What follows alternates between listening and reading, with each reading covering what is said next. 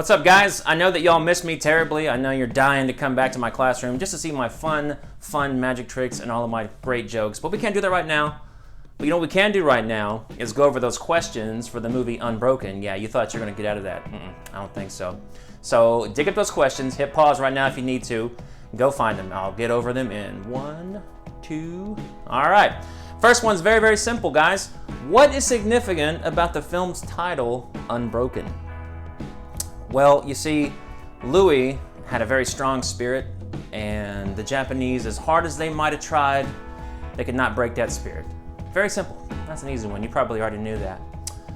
Number 2, how did Louis' childhood prepare him for war? Well, if you remember, I know it's been a couple of weeks now. Ooh, boy, 3 weeks maybe? I don't know. It's been a long time. But if you remember near the beginning of the film, when he was a kid, he was kind of a bad little child, and he had some bullies come around beating him up. Basically, he was just made to be really tough. He became a really tough guy. So that definitely prepared him to go and fight in the war and go through the experience that he did. Number 3 says, how did Louis' running career in the Olympics prepare him for war? Well, it's very much the same way. He had a lot of power at the end. If you remember, he set the record for that last lap. Even though he didn't win a medal, he still had a lot of power and he didn't give up, and he pushed really hard at the end. And so that running career kind of prepped him for when his plane went down and he's stuck in the water, and then he's in the concentration camp and he's getting beat all up by the bird all the time. That career, that hard, strong kick at the end, is what got him through and helped him to survive. Number 4 says, before going off to war, Louis' brother Pete tells him, a moment of pain is worth a lifetime of glory. What's significant about that quote, and why do you think Pete tells Louis this? Well, it's very simple. A moment of pain is worth a lifetime of glory. Just simply means it might be hard, it might be really tough right now, but if you push through it, and you stay strong, you're gonna be much better for it in the end, which kind of is very sort of telling to our situation that we're in right now, isn't it? Very much not the most ideal. Why do you think Pete tells Louis this? Well, that one's up to you. You can put your own thoughts on that question right there. Number 5 says, after being shot down, Louis, Phil, and Mac emerge as survivors on the raft. In what ways is teamwork essential to their survival, and what happens when they don't work together? Well, obviously, they have to work together. For starters, Phil's hurt, right? They also only have a very small amount of food. Those little chocolates are just really meant to last for a couple of days. They're not meant to last you for all that amount of time. And then, of course, Mac goes crazy one night and just says, we're all gonna die, and he eats all the chocolate. Hopefully you're not doing that at your own house right now, because we're not gonna die. We're gonna be just fine. Mac, well, except for Mac, he didn't make it, did he? That's beside the point.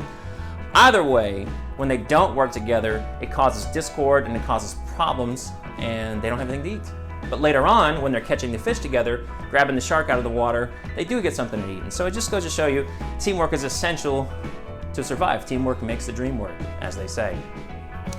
Number 6 says, why is Louis always the first one to be beaten? What is it do you think Louis has that the Japanese are afraid of? Obviously, it's that unbroken spirit. They can just sort of tell. You can just sort of tell.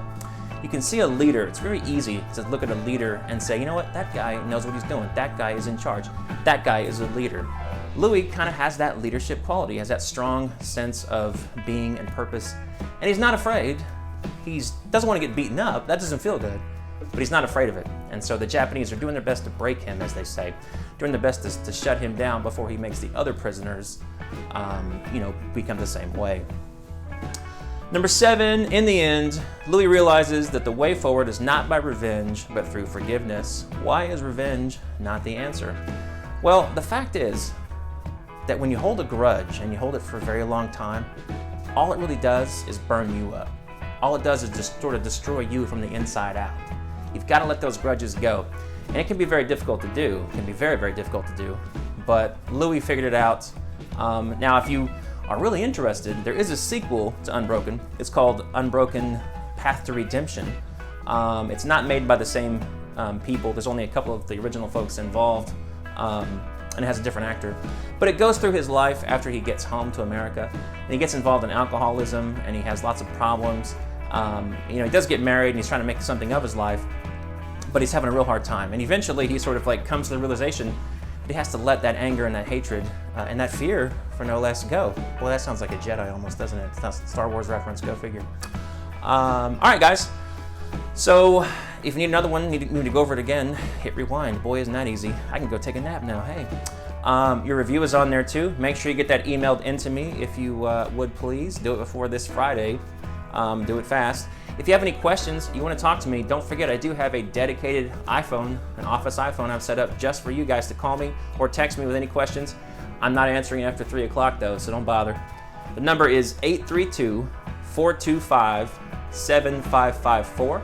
One more time, that's 832-425-7554. I'll answer that phone Monday to Friday from 9 to 3. If you have a question, if you want to text me a quick question, or if you just can't remember my email address, which is, just to be sure, hendricksl@pearlandisd.org.